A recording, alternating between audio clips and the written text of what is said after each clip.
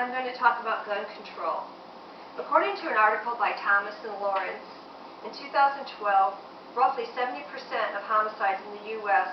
were by guns, whereas in Britain and Northern Ireland, it was only 9%. In the U.S. 2012, both suicide and homicides were 10.2 per 100,000, whereas in Britain, it was 0.25. That's over 40 times more in the U.S. To me, it is important because I care about my family and my loved ones. You know, you don't think about things, but Sandy Hook Elementary, the children were shot down. That could have been my grandchildren. Could have been your grandchildren. To me, it is important. I hope everyone here listening will understand that there's a sense of importance. Do you really think your children are safe? At school? At the theater? Anywhere? I don't think so. Today I will discuss the statistics and the current gun laws, and we must be responsible and speak out for the voices for the ones who have been silenced by firearms. I understand that guns make people feel safe, gives them a sense of security, and in this time and date I understand that this is an important feeling to have, but ownership and responsibility to your family and society as a whole needs to be looked at. According to the study of New England Journal on Medicine, there are far more suicides and homicides. Guns kept into the home for protection are 43% more likely to be used on family members, loved ones, acquaintances, people who come into the house than to ever be used on an intruder. The FBI released information showed in 2008 there were 16,272 murders in the U.S. and the firearms was 10,886, or 60% of these murdered by firearms. These are people. These are not just numbers.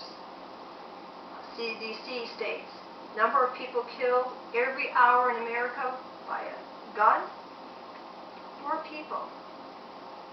The Brady campaign Brady campaign to prevent gun violence reports that an average of 260 people are shot every day in America with guns. The Federal Bureau of Tobacco and Firearms reports that last year, in 2010, 5.5 million new firearms were manufactured. 95% of those were for the U.S. sales. The Huffington Post headlines read 3 days ago, Boston bomber suspect did not have gun license. Suspect had guns, rifles, and ammunition of over 250 rounds. It's time to make your move. April 18, 2013, a bipartisan background check bill proposal came in and it failed through the House at 54 to 46 votes. The Senate also rejected a proposal to ban rapid firing assault rifles.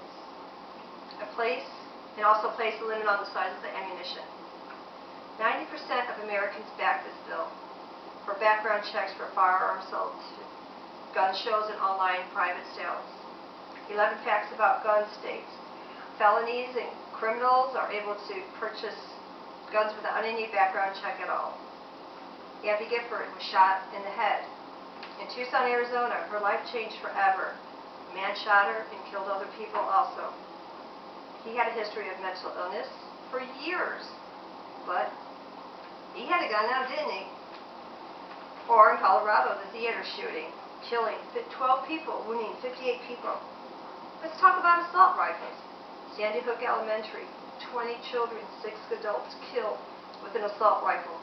They never stood a chance. An assault rifle. It is not to be used on children in our country. It is a weapon of war. There needs to be a limit, and I believe we've reached it.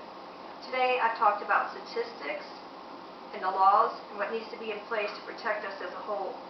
The reason to understand this is important to remember each number was a living human being.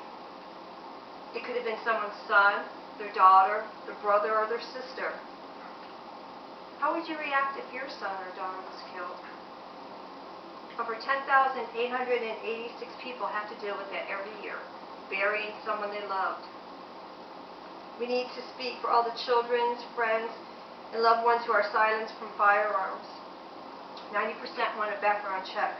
So please call your congressman at Dan Morzin, it's Morzin, at myfloridahouse.gov. Footnote. I was talking to my daughter 2 nights ago, telling her about my speech. She couldn't believe it when I told her the statistics of 43 people being killed within the household. She told me the night before they got a call from a friend whose 8-year-old boy found a gun while they were at home. When they came home, her 8-year-old son was dead by the firearm.